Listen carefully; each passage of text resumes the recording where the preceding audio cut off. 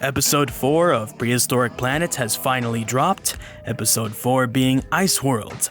If you haven't watched this episode and care about spoilers, do not watch this video. This episode starts with the introduction to the ice worlds of what is now Canada. The first creature we meet is some sort of dromaeosaur.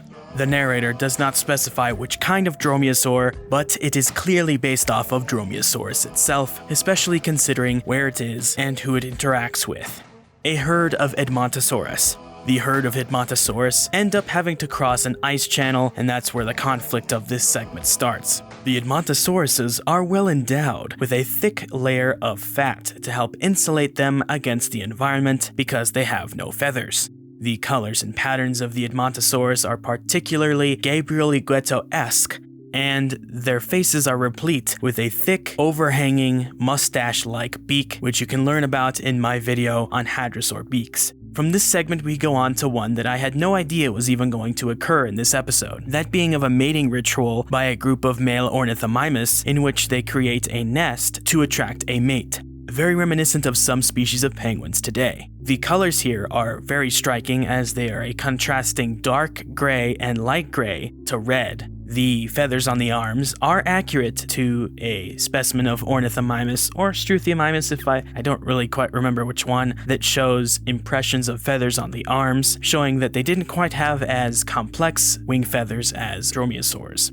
From there we go on to the Olorotitan segment, which the narrator does not specify, taking place in Asia, despite the fact that Olorotitan was specific to Asia. This segment shows the Olorotitan herd migrating to a nesting site in a volcanic area to lay their eggs in the warm sediment so that they can incubate. From there they are attacked by mosquitoes, and one of the babies almost dies, but then it shows up alive and well, so we avoid baby death for the fourth time. The colors and patterns here are also reminiscent of Gabriel's work. The big practical effect for this episode is the nest here, full of real eggs and real vegetation. The mother's head could also be a practical puppet, but I couldn't really tell, and it kind of looks like CGI too, so it could be either or. The next segment is the Pyromaniac Troodontid. Here, the narrator refers to it as a Troodontid and nothing specific like Stenonychosaurus or Latinovenatrix, but that seems to be a common thing in this show.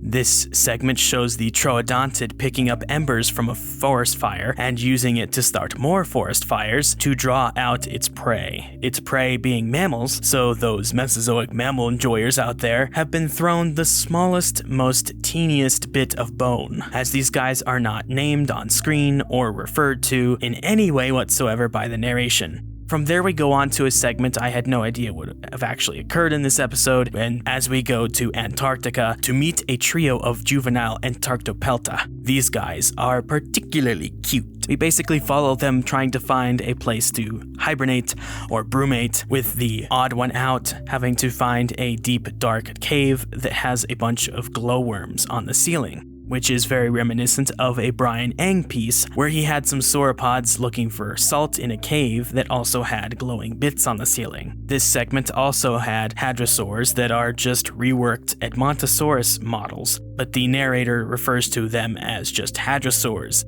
Now, David Attenborough does specify that this location is Antarctica, but he calls them hadrosaurs and they look like Edmontosaurus, so I could see how a lot of general audience members could mistake them. From there we go back to Canada to see the Pachyrhinosaurus and Nanoxaurus segment. The Nanoxaurus are replete with red feathers, which looks really nice, and the Pachyrhinosaurus are adorned with red and green patches and splotches, also quite reminiscent of Gabriel's work. I wouldn't be surprised if he was involved with the majority of the animals in this episode. The Nanoxaurus pack hunt down an old bull and kill him quite quickly. The editing makes it seem like they just bite him and then he dies and then they eat him. To me, this seems like the most coherent episode. The freshwater episode seemed like a jumble of different segments that didn't really have anything to do with freshwater specifically and just happened near freshwater, and so my opinion of that episode has gone down quite significantly. It seemed like it didn't really know what it was doing, or that it was a bunch of cut segments from all the other episodes and they couldn't think of a biome to theme that episode around, so they just said freshwater. As such, I think this is one of the better episodes because it was more coherent to the theme of ice worlds, despite the warm seasons that they were showing and the forest fires, but that's kind of going hand in hand with the seasonality of those areas of the globe that were cold during that time. Still no crocs though. That's kind of the biggest flaw with this show so far, is that each environment seems rather sterile.